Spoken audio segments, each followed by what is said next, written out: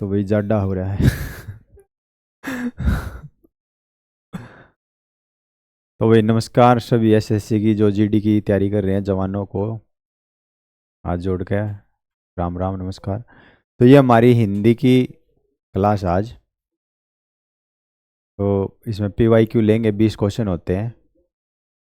तो मेरे ख्याल से आपकी समझ में आ रही होगी और घर बैठ के ले रहे होगे मज़ा। जाडा भी हो गया अब। तो कर दे मैं चालू। तो देखो, निम्नलिखित वाक्य में रेखांकित खंड के स्थान पर प्रयुक्त होने वाले सबसे उपयुक्त विकल्प का चयन कीजिए। तो इसमें जो वाक्य है वो है, टब पानी से ठूसम ठूस भरा है। तो देखो, टब पानी से, जैसे हम नीचे तो चले ठसा ठस, तो ये तो होगा नहीं। फुल्लम फुल, ये तो हम वैसे कहते हैं, लेकिन हमने अड़ब भाषा के हिसाब से चलना है, तो ये भी नहीं होगा। चकाचक, चकाचक तो जैसे किसी चीज़ को चमका दे भाई, चकाचक चमक रहा है, तो ये भी नहीं होगा। तो यहाँ पर क्या होगा, लबालब। ठीक है, लबालब भरा गति पानी। तो अगला देखेंगे, टट्टी की ओट में ना, टट्टी की ओट से शिकार खेलना, मुहावरे का अर्थ क्या है? तो इसमें देखेंगे, बलपूर्वक काम लेना। तो टट्टी की ओट में बैठेगा तो वो तो डरपोक है, ठीक है, तो वो तो बलपूर्वक तो काम लेगा नहीं। तनिक भी प्रभावित न होना, तनिक प्रभावित न होना, तो इसका मतलब भाई टट्टी की ओट में नहीं बैठा होता तब होता, लेकिन वो तो टट्टी की ओट में बैठा है, तो तनिक प्रभावित भी नहीं होगा। छिप कर शिकार करना, यहाँ पर थोड़ा है छल कपट से काम लेना। ठीक है, तो अब जो इनमें एडजेक्ट जो सही होना चाहिए वो होना चाहिए भाई, टट्टी की ओट में शिकार करेगा तो वो छुप के बैठा है, तो वो षड्यंत्र रच रहा है, तो छल कपट से शिकार कर रहा है। ठीक है, तो छल कपट से काम ले रहा है वो।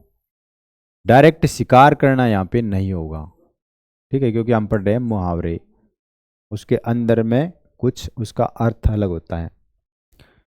तो टट्टी की ओट में शिकार खेलना, इसका मतलब है छल कपट से काम लेना। तो आया होगा समझ में।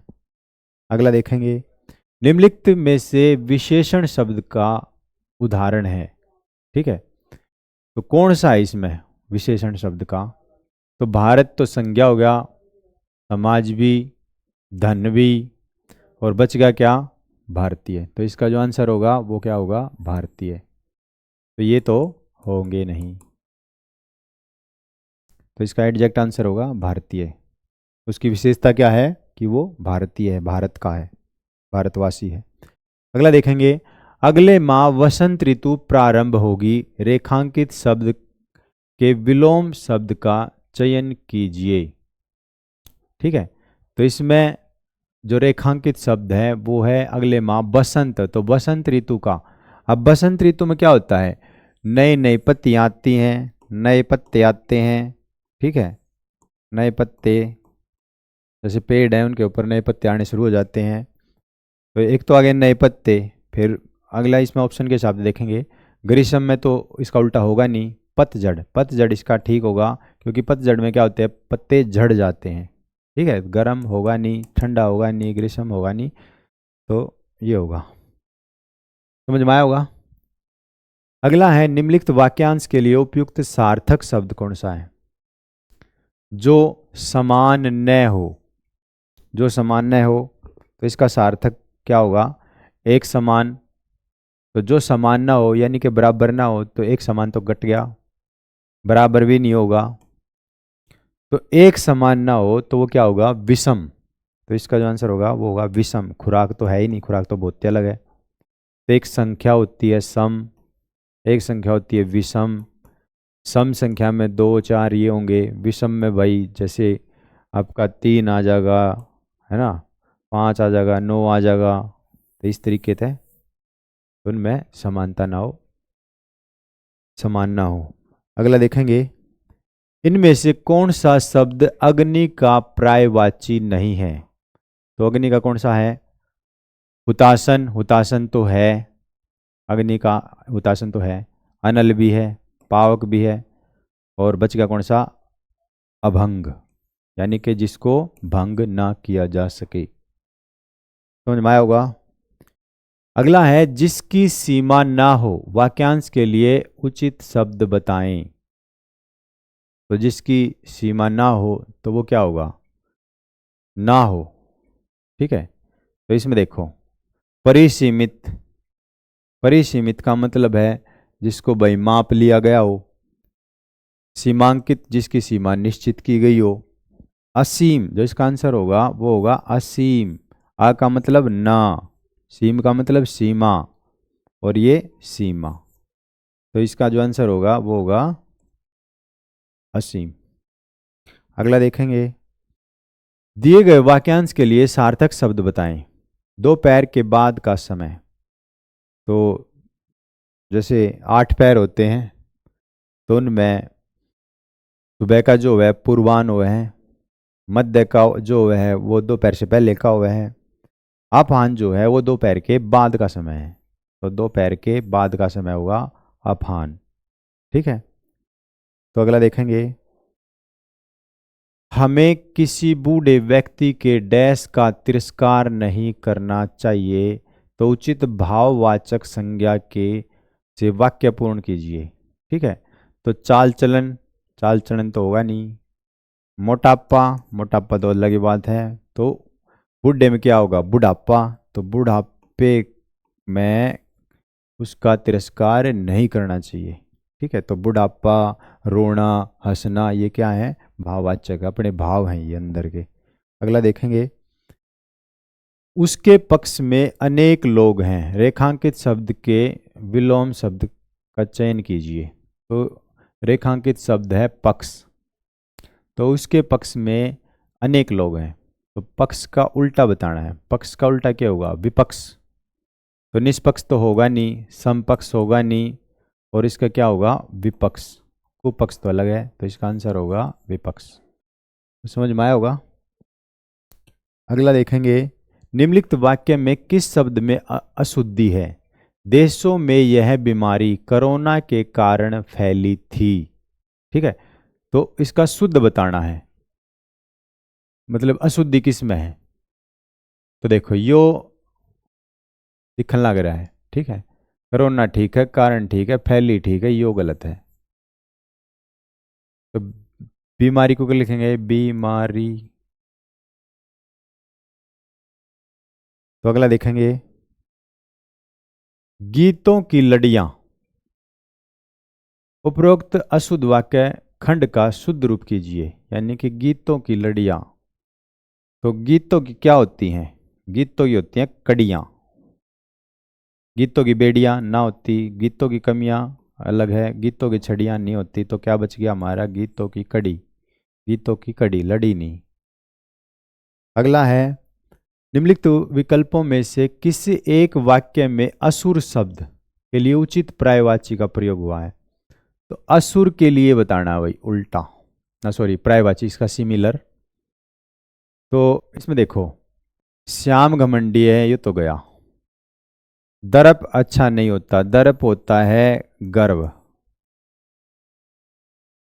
रजनीचर, रजनीचर हुआ राक्षस, असुर का स्वभाव दृष्टता पूर्ण होता है।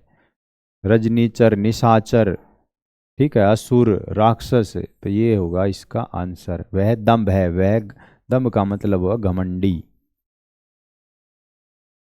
घमंड, तो यो भी नहीं होगा। ठीक है, तो इसका जो आंसर होगा वो सी होगा, तो ये कट गए। अगला देखेंगे,